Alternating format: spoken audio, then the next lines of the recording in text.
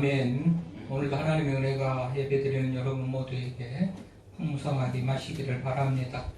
젊은이들이 요즘에 쓰는 말 중에 우프다라는 그런 말이 있더라고요. 우프다. 우습고 슬픈 얘기를 우프다 그래요. 우픈 얘기, 우습고 슬픈 얘기.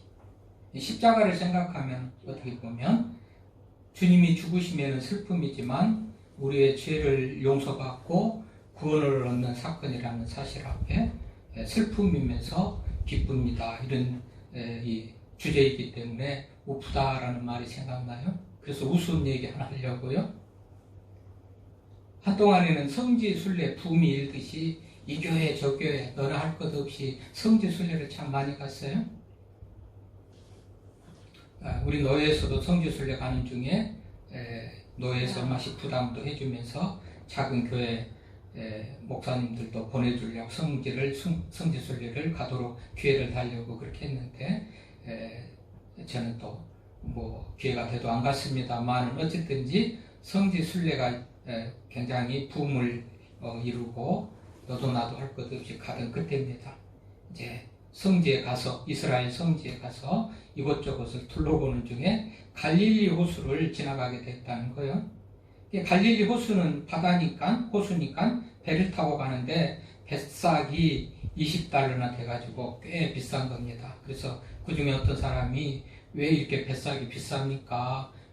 갈릴리가 바다라고 그러지만 호수라고 그러지만 그렇게 크지는 않아요. 그래서 너무 금방 가는 거리인데 뱃삭이 20달러가 되니까 비싸다고 그래서 항의를 하니까요. 그럴 수밖에 없습니다. 좀 이해하십시오. 왜 그렇게 비싸요? 그랬더니 예수님께서 무리를 걸어가셨던 기적의 장소라 여기가 비싸다는 거죠.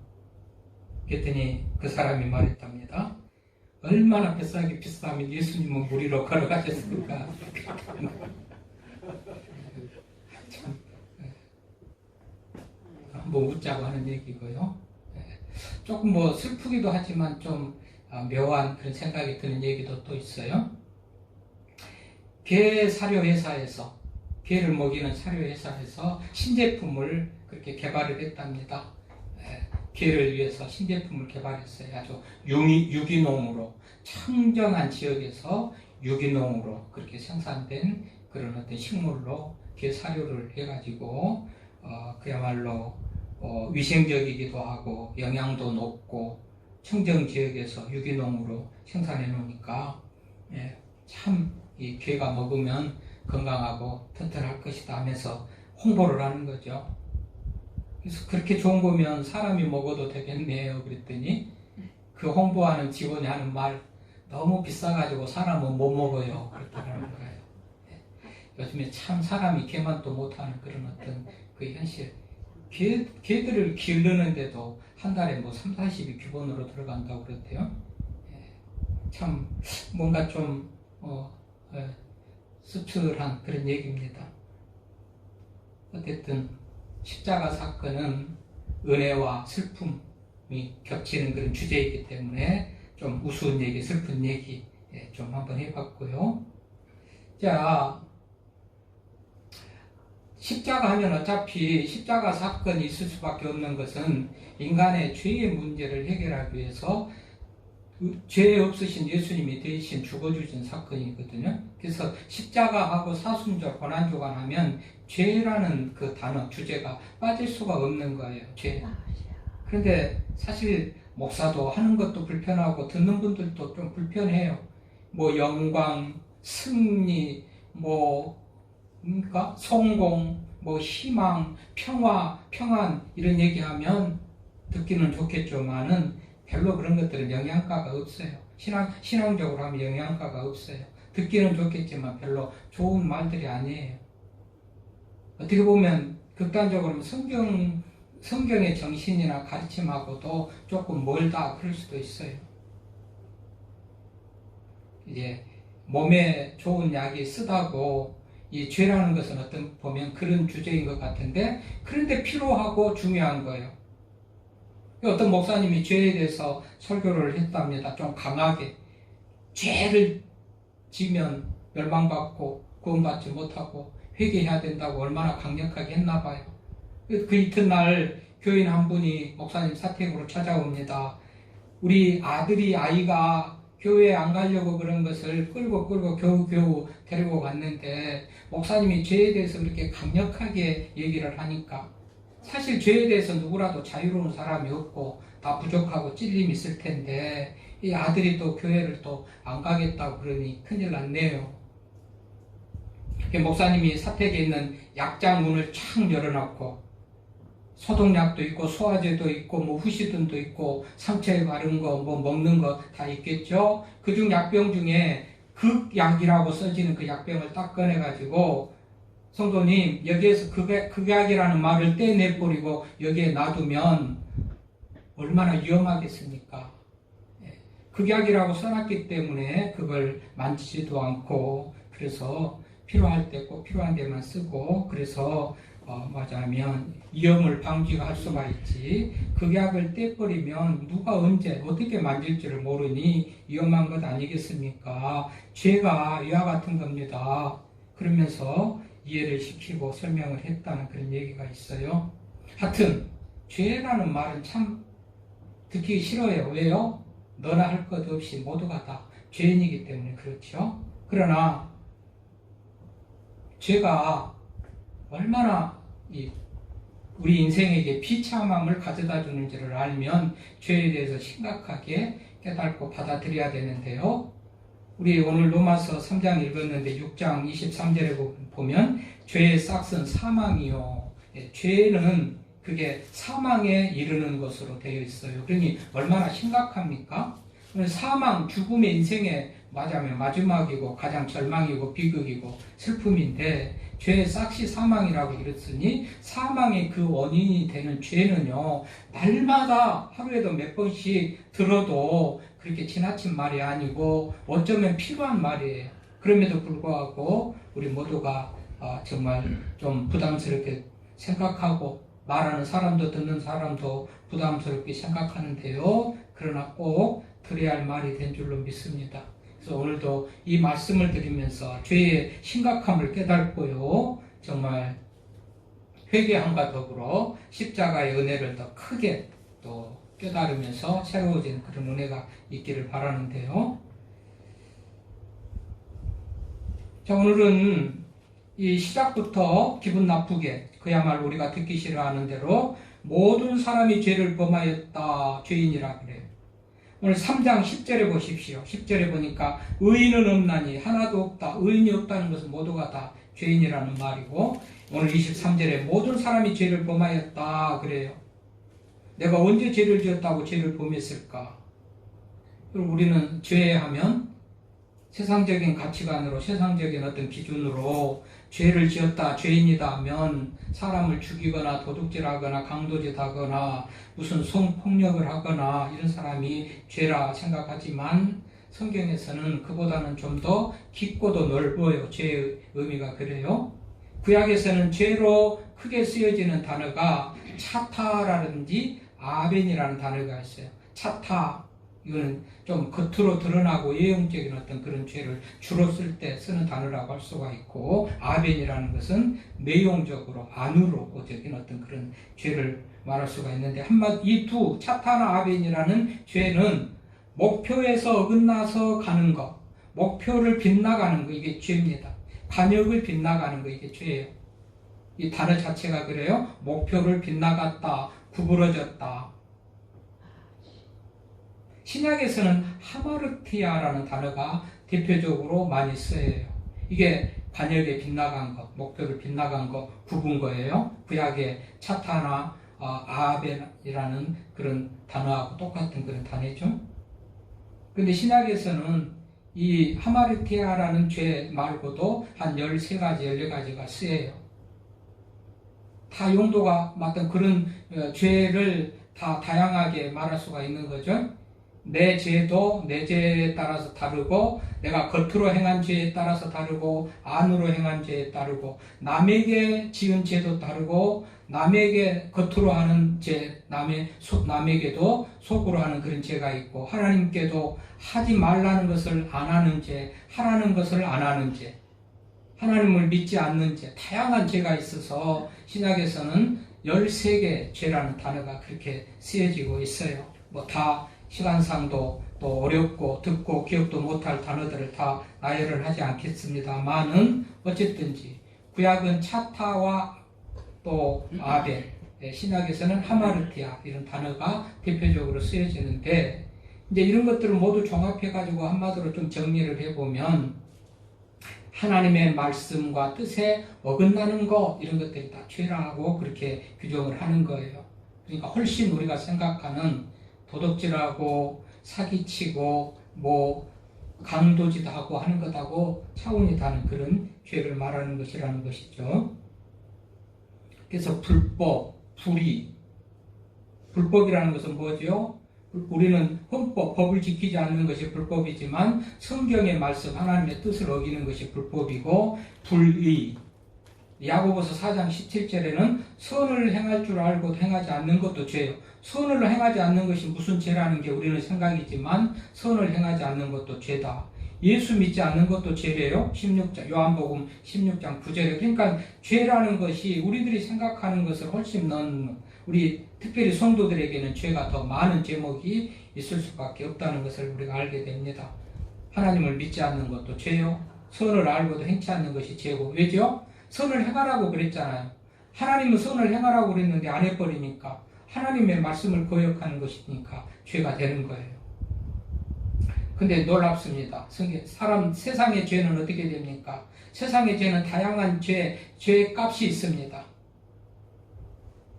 그러니까 죄는 지었지만 뭐 2년 집행유예를 해가지고 평을 살지 않고 그냥 2년 동안에 죄만 안 지으면은 이전의 죄가 그냥 무효화되는 집행유예 같은 그런 죄도 있죠. 아니, 죄값에 대한 그 형벌이 말이죠. 죄의 경중에 따라 가지고 죄값이 달라지잖아요. 어떤 사람은 집행유예를 받기도 하고 6개월을 감옥살이하고 1년을 감옥살이하고 세상의 죄에 대한 어떤 그 결과, 세상의 죄에 대한 이 죄는 경중에 따라서 이렇게 형벌이 달라지는데 성경이 말하는 죄는 이 경중이 없습니다. 무조건 죄라고 그렇게 딱 맞으면 정의를 하고요. 큰 죄나 작은 죄가 없는 거예요. 그냥 말씀에 벗어나고 기준에 벗어나는 거, 이거 하나님의 뜻에 벗어나는 것은 무조건 죄고, 죄는 똑같은 그런 형량이 같습니다. 벌의 양이 같은 거예요. 뭐죠? 사망이고 구원에서 제외되고 모두가 다 그래요. 좀 큰 죄를 지면 뭐 영광을 못 얻거나 구원을 못 얻거나 그렇고, 작은 죄를 지면은 그런 것에는 관계없고 이런 게 아니고 크든 작든 성경의 형량은, 죄에 대한 형량은 다 동일해요. 똑같아요. 그런 의미에서 제가 매우 우리 성도들에게 있어서 죄는 정말로 정말 어떤 무거운 것이다. 신중하게 우리가 죄의 문제를 바라봐야 될 것이라는 그런 생각을 하게 됩니다. 그럼 인간을 비참하게 했던 이런 죄는 어디서부터 시작됐을까? 죄의 근원이 어디서부터냐? 그러면 아담이 선악과를 따먹을 때부터입니다. 아담이 선악과를 따먹을 때 하나님께서 먹지 말라고 그랬죠? 하나님은 먹지 말라, 먹으면 죽으리라고 했는데 아담이 선악과를 따먹어버려요. 그러므로 아담이 죄인이 되고 아담의 피를 통해서, 혈통을 통해서 태어나는 모든 인간이 죄인이라고 그렇게 규정을 해요. 5장, 우리 로마서 5장 그 뒤에 한 장 넘기면 5장이죠. 12절 말씀 한번 보겠습니다. 5장 12절. 로마서 5장 12절 시작. 그러므로 한 사람으로 말미암아 죄가 세상에 들어오고 죄로 말미암아 사망이 들어왔나니 이와 같이 모든 사람이 죄를 지었으므로 사망이 모든 사람에게 이르렀다. 아까도 얘기했지만 죄는 모두가 다 짓고 산다고 하는데 무거운 죄, 가벼운 죄가 있는 게 아니고 무조건 죄는 오늘 보면 사망이라고 했는데 그 죄는 한 사람으로 말미암아 들어왔다고 그랬죠? 그 한 사람이 아담이에요. 아담이 최초에 하나님의 말씀을 거역하고 선악과를 따먹었기 때문에 그게 아담에게 죄가 되고 아담의 혈통을 통해서, 피를 통해서 태어난 모든 인간들이 결국은 죄인이 됐다는 겁니다. 한 사람으로 말미암아 죄가 세상에 들어왔다고 로마서 5장 12절에 그렇게 말씀하고 있죠. 그래서 우리가 죄인이 된 거예요. 그래서 오늘 모든 사람이 죄를 범하였음에 이렇게 되는 거예요. 반발할 수도 없어요. 성경이 그렇게 규정을 해요. 의인은 없나니 하나도 없다고 하고, 오늘 23절에 읽었던 본문에 모든 사람이 죄를 범하였다 하는 이유가 여기에 있는 거예요. 아담으로 태어난 모든 사람, 이걸 원죄라고 그래요.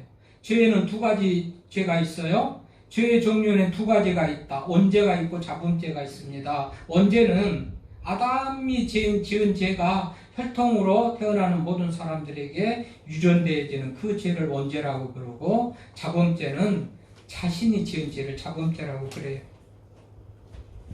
원죄가 모든 사람들에게, 우리들에게 유전되어졌다, 그런 의미에서 또 원죄를 또 유전죄라고 그렇게 쓰기도 하는데요. 어쨌든 원죄와 자범죄 두 개밖에 없어요. 죄의 원죄의 다른 설명이나 이런 의미를 유전죄라고 하기도 합니다만, 어쨌든지 원죄, 오늘 한 사람으로 말미암아서 들어온 죄가, 원죄가 우리 모두에게 있어서 모든 사람이 죄인이다, 성경이 그렇게 규정을 한단 말이죠. 그래서 원죄가 있어요, 우리 모두에게. 그래서 모든 사람이 죄인이고, 또 우리는 원죄가 아니더라도 근본적으로 우리 모두는 죄성을 가지고 연약한 우리들이에요. 외적이든지 또는 내적이든지 우리 스스로가 정말 죄에 대해서 거부하지 못한, 오히려 죄에 대해서 관심을 가지고 또 그 어떤 죄가 이끌리는 그 욕구를 따라서 살아가려고 하는 인간의 본성이 있어요. 죄성이 있어요. 하나님이 자유의지를 주었는데 자유의지가 똑같아요. 50%예요. 말하자면 선을 행할 수 있는 마음과 이 소위 사단을 따르는 그런 마음과 성령을 따르는 악을 행할 수 있는 그런 마음이 50% 정도 이렇게 줘요. 우리가 어느 때에 관심을 기울이고 어느 편에 쏠리는가에 따라서 우리가 죄인도 되고 의인도 되고 그럴 수가 있는데, 아무튼 인간은 근본적으로 죄성을 가지고 있단 말이죠. 그래서 의인은 없고 하나도 없다, 그렇게 말하는 거예요. 죄가, 지난 시간에도 제가 말한 것 같은데, 죄는 그야말로 인간에게 치명적이잖아요. 치명적. 사망 이런 게 있다고 그러죠. 죄의 싹은 사망이라고 그랬다니까요. 그러니까 죄가 치명적인 거죠. 죄, 사망이 이르는 죄니까 치명적이에요. 이 문제를 해결하지 않으면 안 돼요. 다양한 그런 죄의 말하자면 죄의 속성 내지는 죄가 인간에게 가져다 준 비참함을 말하는데 평강을 빼앗아가 버려요. 로마서 오늘 읽었던 보니까 로마서 그 위에 보면 3장 17절 말씀에 보면 평강의 길을 알지 못하였고, 이것도 다 죄로 말미암은 결과예요. 평강을 잃어버, 평강을 몰라요. 평강이 없어요. 사람이 평강해야 될 텐데 평강이 없어요. 죄진 사람에게. 그렇죠? 누가 뭐라고 하지 않아도, 죄인은 뭐 도둑이 재발 지린다고, 죄인은 누가 뭐라 하지 않아도 자기가 알아요. 평강이 없어요. 마음에. 하나님 앞에 벌 받으면 어쩔까? 사람들에게 벌 받으면 어쩔까? 죄로 인하여서 잘못되면 어떨까? 평강이 없지요. 죄를 지은 사람은. 하나님과 교제가 끊어져요. 오늘 말씀이 그랬잖아요. 모든 사람이 죄를 범하였음에 하나님의 영광에 이르지 못한다. 하나님의 영광에 이르지 못한다. 하나님은 모든 것을 다 가지고 계시고 부유하신 분이에요. 물질도 가지고 생명도 가지고 모든 능력도 가지고 모든 것을 다 가지고 계셔서 우리가 죄의 문제를 해결하고 하나님의 은혜에 이를 때, 하나님의 영광에 이를 때 그것이 우리 것이 되고, 그런 영광을 우리가 다 누리며 살 수가 있고 은혜를 누리며 사는데, 그게 차단되었는 거예요. 길이, 하나님 앞에 영광이 이르는 길이 차단됐다는 거예요.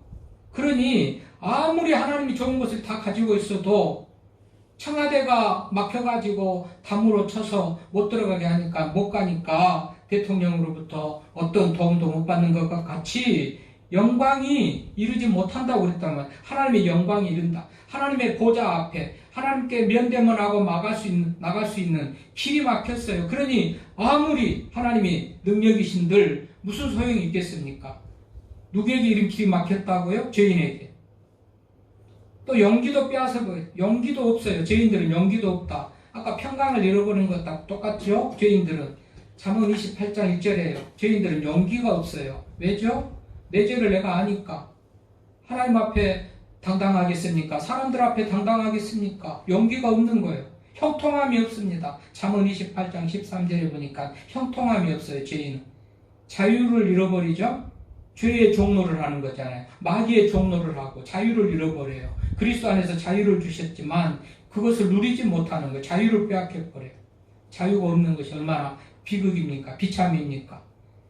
자유가 아니면 죽음을 달라가 자유가 큰 가치일 텐데 자유를 빼앗겨버려요. 죄의 종노를 돼요. 비참하죠?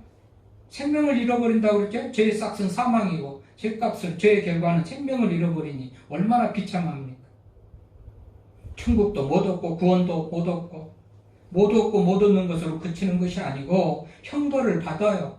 사무엘하 12장 15절에 그래 죄인들은 형벌을 받아요. 못 얻는 것에서 그치는 게 아니고 하나님의 영광이 이르지 못하고 하나님의 은혜를 못 얻는데 그치는 게 아니고 형벌도 받는 거예요. 그러니 얼마나 비참해요?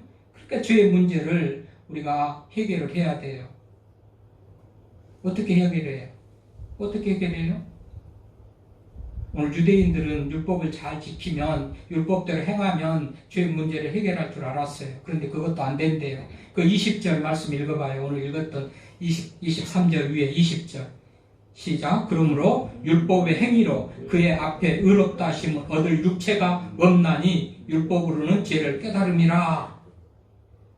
유대인들이죠. 대표적으로 유대인들은 율법이 뭡니까? 십계명 비롯한 구약성경, 모세오경 중심으로 이 율법을 잘 지키면 구원을 얻는 줄 알았어요. 의롭게 되는 줄 알았어요. 그런데 성경은 그것으로도 안 된다잖아요. 율법의 행위가 뭐예요? 율법대로 사는 것이죠. 그런데 그것도 안 된대요. 그의 앞에 의롭다 하심을 얻을 육체가 없대요. 오히려 죄만 깨닫게 된다는 거예요.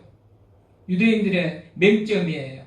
유대인들은 예수님이 오시기 전에 유대인들이 앞장서서 예수님 오시니까 십자가에 못 박는데 앞장섰던 사람들이죠. 율법을 철저히 지킨다는 사람들이 바리새인들, 서기관들 얼마나 교만해가지고 예수를 대적했고 이런 사람들은 결국은 의롭게 되지 못한다고 성경은 말해요. 그럼 어떻게 의롭게 된다는 거예요?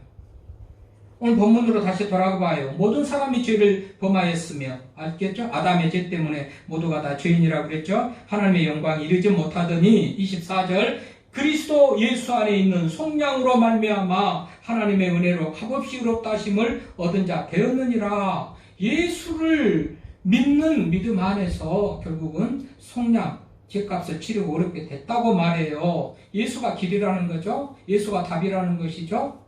예수가 어떻게 우리의 죄를 사한 거예요? 그러면 피 흘림으로 오늘 25절에 보니까 이 예수를 하나님이 그의 피로써 믿음으로 말미암은 화목제물로 세우셨으니 그랬어요? 그래요. 어떤 방법으로도 율법을 잘 지키는 것도 바리새인밖에 안 돼요. 의롭게 되는 것은 없어요. 왜지요? 인간의 한계 때문에 그래요. 죄성 때문에 그래요. 어떻게 율법을 다 지킵니까? 못 지키니까 하나님의 은혜가 필요하고 하나님이 필요해서 우리가 하나님을 믿는 거예요. 율법으로도 안 돼요. 행위로도 안 돼요. 그리스도의 은혜로 돼요. 핏값으로 돼요. 주의 보혈로 돼요. 이것을 이루는, 이거를 완성한 그 사건이 바로 십자가 사건 아니겠어요? 사도행전 4장 12절을 보니까 다른 이로서는 구원을 얻을 사람이 없으니 천하 인간에게 구원을 얻을 만한 다른 이름을 주신 일이 없다. 오직 예수 한 분뿐이라고 성경이 그렇게 말하고 있습니다. 오직 예수의 은혜예요. 그 예수님이 어떻게 은혜로 죄를 사하셨는가? 이게 피 흘림이라는 거예요. 하나님께서 피 흘림의 말하자면 사건을 통해서 그 사실을 믿는 이들에게 결국은 의롭게 됨을 허락했다고 오늘 말씀이 그렇게 기록하고 있지 않습니까? 그리스도 예수 안에 있는 속량으로 말미암아 하나님의 은혜로 값없이 의롭다 하심을 얻은 자가 되었느니라. 이 예수를 하나님이 그의 피로써 믿음으로 말미암은 화목제물로 세우셨으니 화목제물로 세우셨어요. 예수님의 죽음의 사건은 하나님과 인간 사이를 화목하게 하는 화목제물로 예수님이 역할을 하셨다. 구약의 레위기에 보면 5가지 제사가 있죠.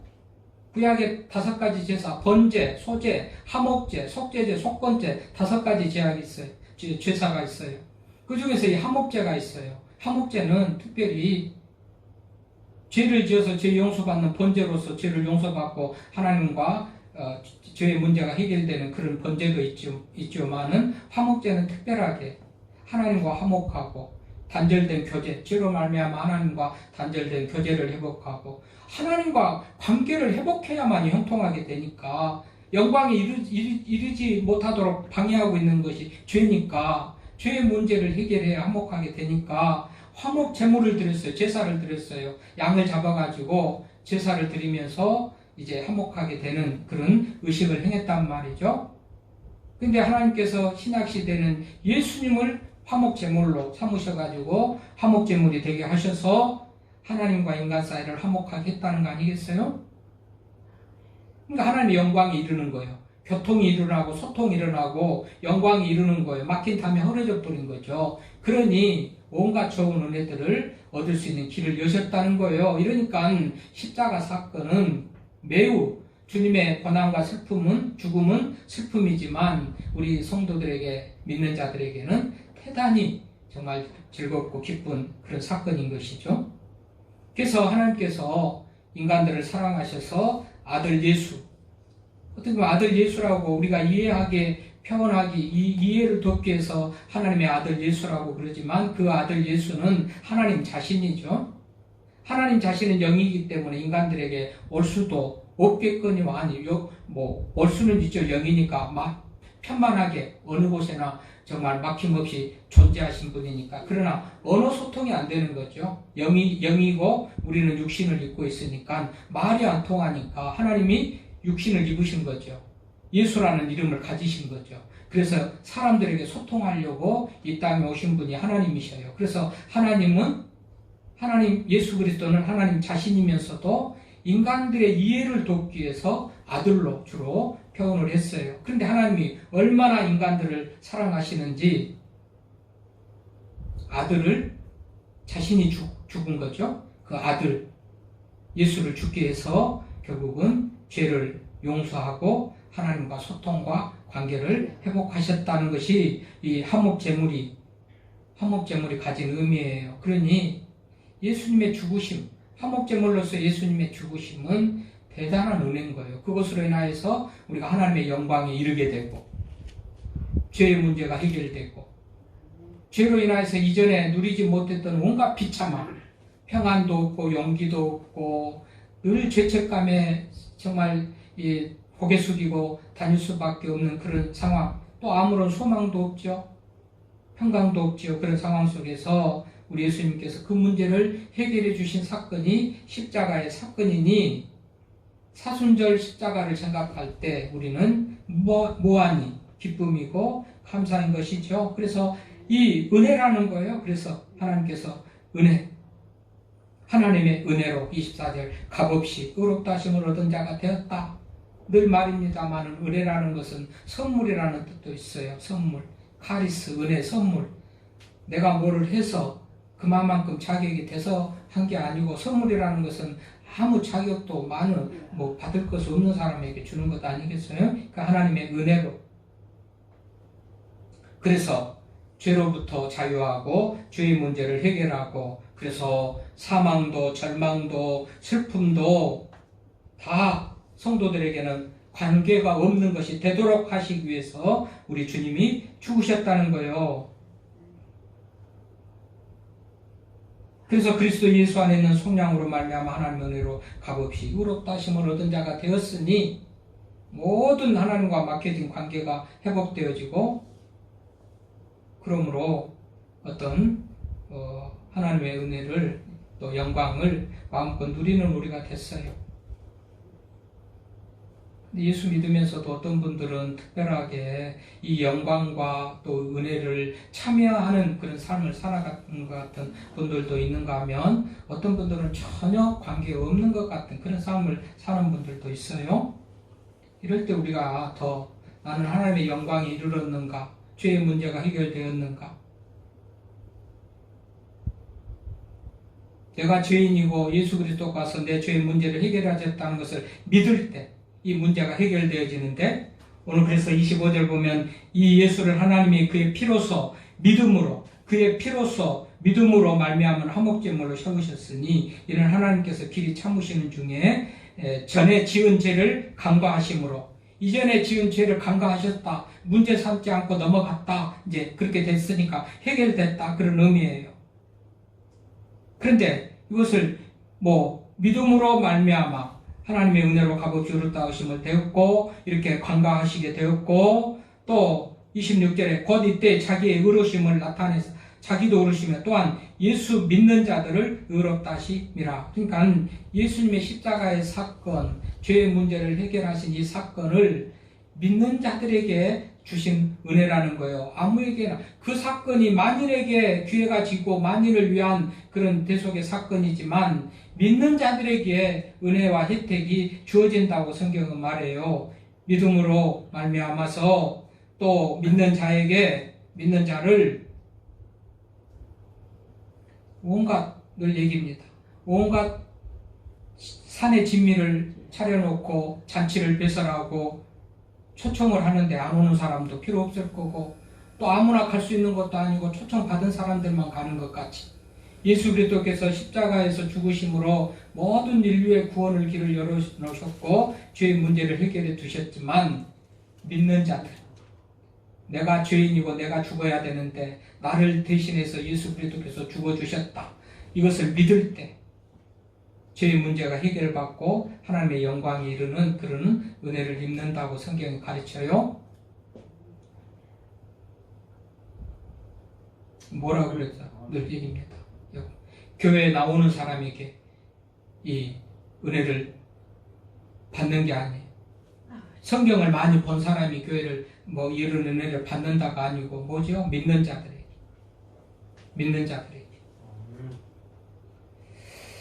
다시 한번 무한한 은혜와 영광이 우리들에게 주어집니다. 하나님 안에서 하나님이 모든 것을 가지고 계시기 때문에 생명도 주인, 은도 내 것이고 금도 내 것이고 물질의 주인이고 능력으로 세상을 창조하시고 못할 것이 없으시고 죽은 자도 고치고 병자도 고치고 살리고 못하실 것이 없는 능력, 그 영광에 참여하고 그 영광에 이를 때 그런 은혜들이 우리들에게 주어지는데, 결국은 죄가 막혀가지고 영광이 이르지 못한 것 때문에 비참한 상태에 있었어요.